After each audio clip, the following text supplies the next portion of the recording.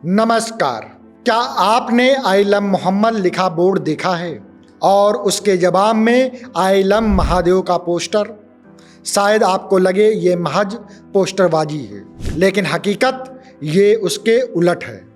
इस पोस्टरबाजी की वजह से देश के कई हिस्सों में पत्थरबाजी, आगजनी और तनाव फैल चुका है।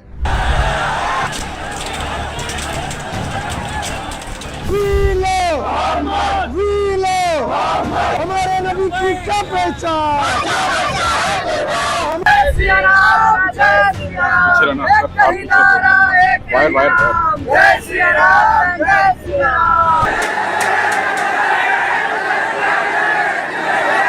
कानपुर से निकला ये विवाद अब नवरात्रि और गरबा पंडालों तक जा पहुंचा है।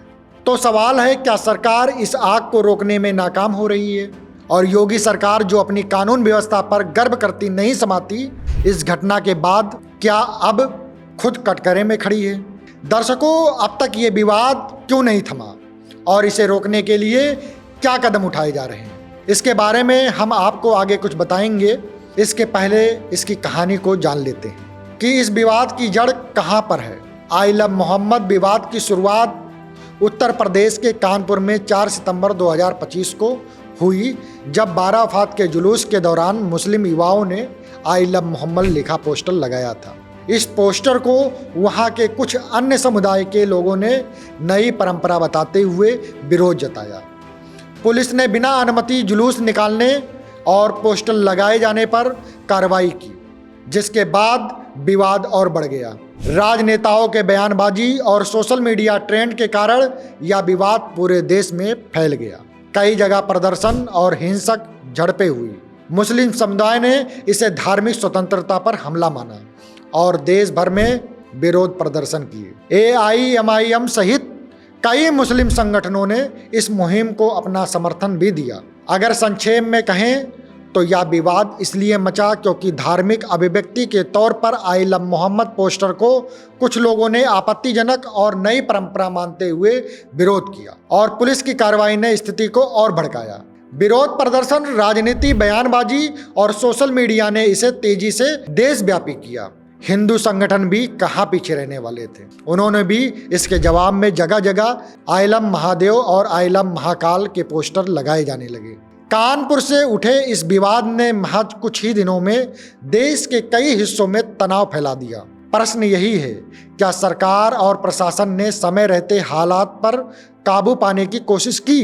कानपुर से शुरू हुआ ये विवाद अब उज्जैन, इंदौर, गांधीनगर और मुंबई तक पहुंच चुका है। गुजरात के गांधीनगर और देह गांव में आई लव मोहम्मद नारे के बीच गरबा महापंडालों में पत्थरबाजी हुई, वाहनों के शीशे टूटे, दुकानों में आगजनी हुई। इंदौर के चंदन नगर इलाके में नवरात्रि के बीच पोस्टर लगाए गए, जिससे विश्व हिंदू परिषद ने आपत्ति जताई और पोस्टर हटवाया गया।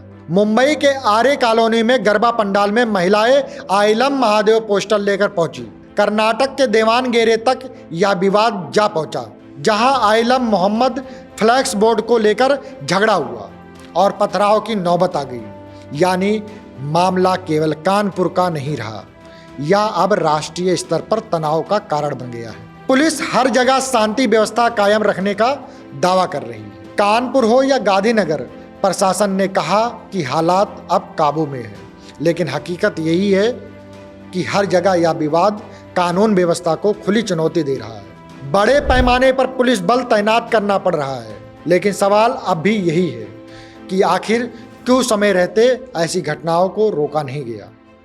अब आते हैं सबसे अहम सवाल पर, यानी योगी आदित्यनाथ की भाजपा सरकार पर। यूपी की योगी सरकार अपनी सख्त कानून व्यवस्था और जीरो टॉलरेंस नीति के लिए जानी जाती है, लेकिन सवाल है कि कानपुर से शुरू हुए इस विवाद को रोकने के लिए सरकार ने क्या ठोस कदम उठाए हैं। दंगा भड़कने के बाद कानपुर और आसपास के इलाकों में अतिरिक्त पुलिस बल तैनात किया गया। ड्रोन और CCTV कैमरों से निगरानी बढ़ाई गई। अफवाह फैलाने वालों और सोशल मीडिया पर भड़काऊ पोस्ट डालने वालों के खिलाफ IT एक्ट के तहत कार्रवाई की जा रही है। SSP और DM को हाई अलर्ट पर रखा गया है। पर देश की जनता यानी हम और आप ये जानना चाहते हैं कि अगर योगी सरकार इतनी सख्त है तो विवाद कानपुर से बाहर फैलने कैसे दिया गया? क्या ये सरकार की प्रशासनिक नाकामी नहीं है? क्यों समय रहते माहौल को शांत करने के लिए निर्णायक कदम नहीं उठाए गए?